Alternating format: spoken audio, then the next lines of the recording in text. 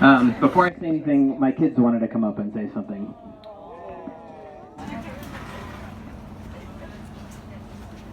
This is Ramona and Desmond. Grandpa was a great grandpa. And Christine can live with us. And Christine can live with us, she added as a postscript.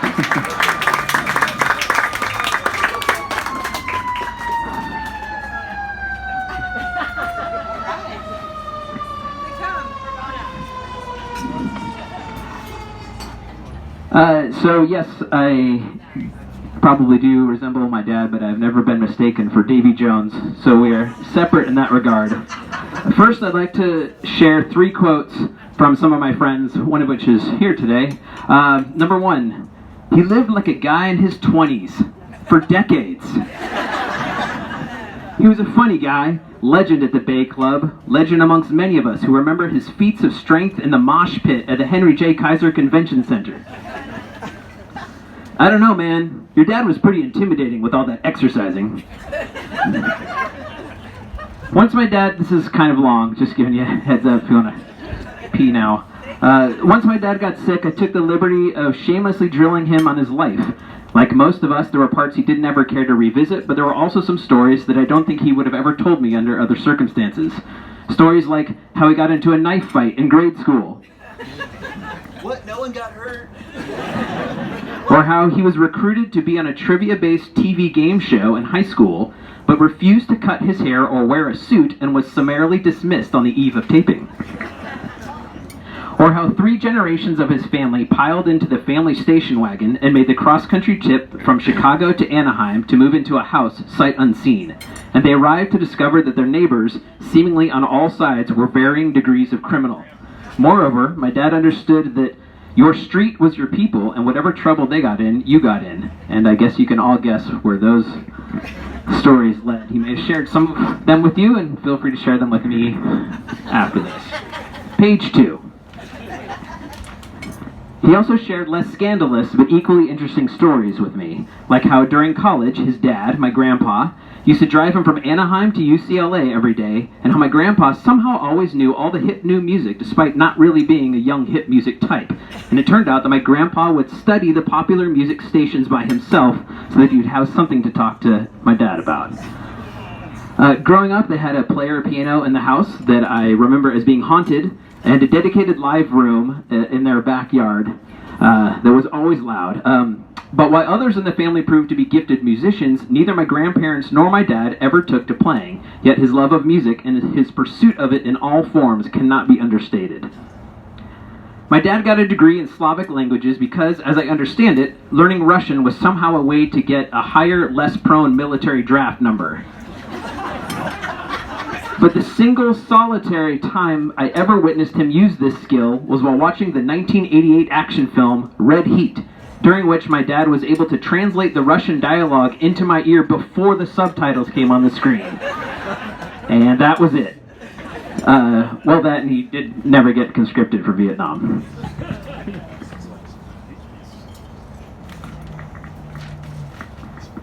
So, Dad, you commanded the debate trivia team in high school and then worked in the chemistry lab in college and studied the linguistics and literature of non-Romance language. Yet you're a total jock. How do you explain that kind of duality? I wanted to be a rock and roll fitness nerd. Unquote. After college, he worked for Kaiser Steel out in Fontana. As a 4 or 5-year-old, I remember sitting in the dining room of that house listening to FM radio and wondering with my dad how a guy who sounded like an opera singer could sing for a hard rock band, or how a hard rock band could get away with calling themselves Queen. These were the earliest of many music theory discussions we had throughout my life. At this time, he also started a basketball league, notable because it only formed because they had a janitor friend who had keys to an indoor court. And the building wasn't empty and available until 1:30 in the morning, meaning they started a 1:30 in the morning basketball league. They made uniforms and everything, and I recently saw a picture of that team, and one could easily mistake it as a casting call for Up in Smoke. But what I remember most about these games is how my dad would always come home with a new Star Wars action figure for me. When not working or playing ridiculously ill-scheduled basketball, we drove around Fontana in his appliance orange Datsun 280Z. Or he rode me around on the crossbar of his 10-speed bike while he wore cutoffs and no shirt, and we'd stop so that he could flirt with the woman working at the local photomat. It was around this time that he met Linda, and we moved up north to the Bay Area, and shortly thereafter they had my sister Kim, and much hilarity ensued. Despite being very physically coordinated, my dad would never be confused for a handyman. Whenever a task required skilled labor, he'd buy whatever tools he thought he needed, only to use it once, recognize his misplaced hubris, and eventually call in a professional. As a teenager, I had pretty much the entire Black & Decker line at my disposal, all of which could be described as like new.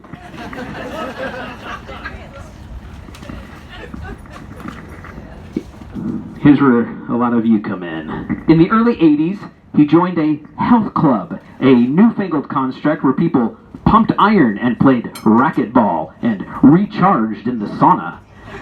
As I recall, he took to this all-in-one exercise destination very quickly, and before long I was spending multiple nights a week there doing my homework in the bleachers.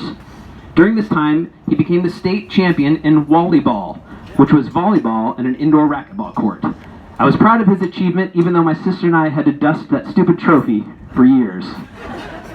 I love when he finally felt I was ready to go with him to concerts. Looking back, I can imagine him chomping at the bit for me to be old enough to bring along, because once we went again and again and again. I remember in 7th grade, he picked me up right after school, and we went to the Oakland Coliseum and wandered around cloak and dagger style looking for scalp tickets for Bruce's Born in the USA tour. He paid through the nose for those tickets, which was coincidental because we sat where nosebleeds get nosebleeds, and the TV screen reached us a full second before the sound did, but it was awesome. I also remember him taking me out of school early so we could stand in line for opening day of Return of the Jedi. I suspect he liked having a little buddy to share all these cultural touchstones with. Shortly after relocating again, this time to the Tri-Valley, he and Kim's mom opened a bagel shop in Livermore. It pitted two opposing forces in my dad's life against each other. Getting up early, which he did naturally, versus carbs. In a rare occurrence, carbs lost because the shop folded about 6 months before bagels became the international sensation they are today. Somewhere in the 90s, his longtime corporate job laid him off, and he more or less never wore a suit again if he didn't have to.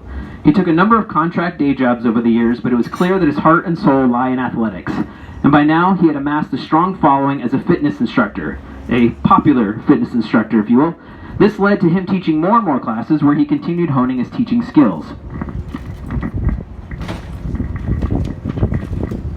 His devotion to teaching was such that he would rehearse his entire programs daily at home using me and my friends as guinea pigs in the living room, before going to the club and doing the whole thing over again for real. Even as recently as a month before he passed, he was giving my kids mini boot camps in his living room.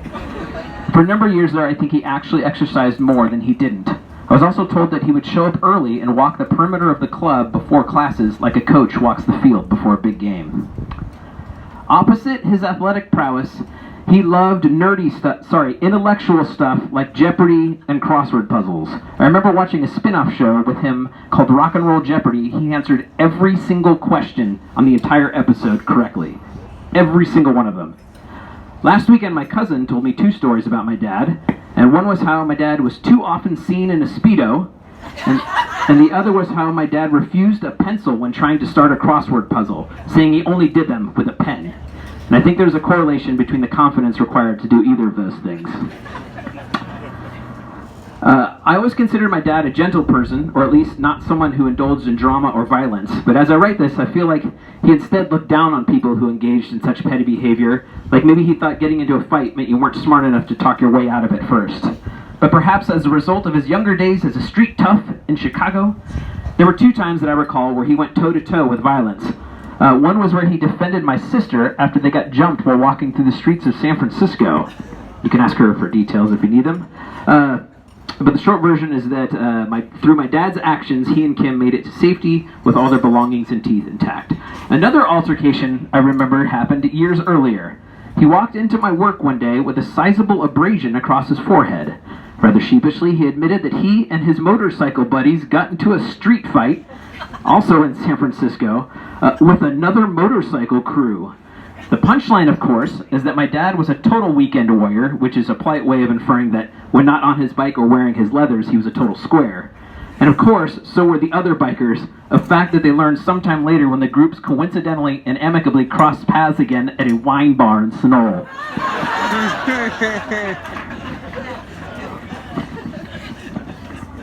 These stories endlessly delighted my friends, making my dad a sort of mythical figure. He loved all media, books, movies, music. He joined a book club when he retired, and their standard fare were history books and other admittedly dry stuff that he would have normally loved reading, but I think as he got older he preferred casually indulging in his Sherlock Holmes and Agent Pendergast and vampire folklore novels. He was also a widely recognized figure at the local record stores, and I know this because I worked at most of them at one point or another. He was there every Tuesday for new release records and every Friday for new release movies. He then subscribed to the borderline gossip magazine Entertainment Weekly, and he had an entire room of his house dedicated to his towers of CDs. And even now, when going through his affects, I found 6 iPods at their house. He loved Disneyland, and his favorite movies were almost always centered around kids' adventure tales. Goonies, Harry Potter, E.T., Lord of the Rings, because the Hobbits were just a bunch of kids. And what will likely be his most enduring legacy to my kids are our movie nights, where he'd go full grandpa and ply them with so much candy, and we'd sometimes make it through multiple movies in one sitting. Eventually, he achieved his professional nirvana when he stopped working in offices entirely and instead devoted his time to teaching fitness, living only a mile from his classroom. And on weekends, he taught more fitness. But he also rode his motorcycle, and he embarked on many short-notice adventures to Mexico and Vegas, which sounds really shady as I say that out loud. He went to concerts, he rooted for the Bruins and the Cubs, and he ultimately met Christine. In what I imagine was a war of attrition, Christine somehow converted my dad from a beer snob to a wine student. As an unintended side effect, she also introduced him to international travel, as well as food that wasn't, as my sister puts it, cardboard.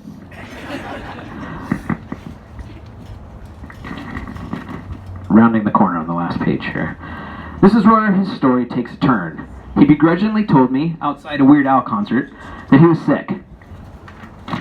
Thankfully, this was 2 years before he actually passed, so despite the pain and discomfort that he endured, I will still look back on these last 2 years as a rich and rewarding period where I learned more about who he was in all the 45 years previous.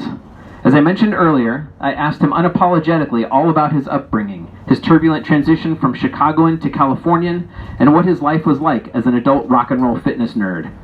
Moreover, my wife, another Mary in the Billmeyer lineage, and my kids, my dad's grandkids, really stepped up and showed my dad how okay it was to be vulnerable and how unconditionally they cared for him. And I sense that he really appreciated that, and in turn, it brought us all much closer together. So even though he got sick and eventually passed, I deeply appreciate that what we were able to make of that time. Some of these stories I may have gotten wrong, and if so, please feel free to share your version of the story. And so now I'm going to wrap up with a toast. I don't have a glass, so just pretend I'll air glass. To my dad, the rockinest, fittest nerd I've ever known, Nazarovia.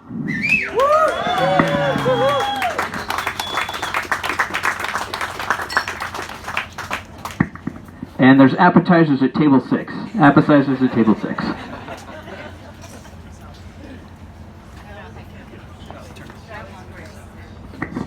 He turned me off.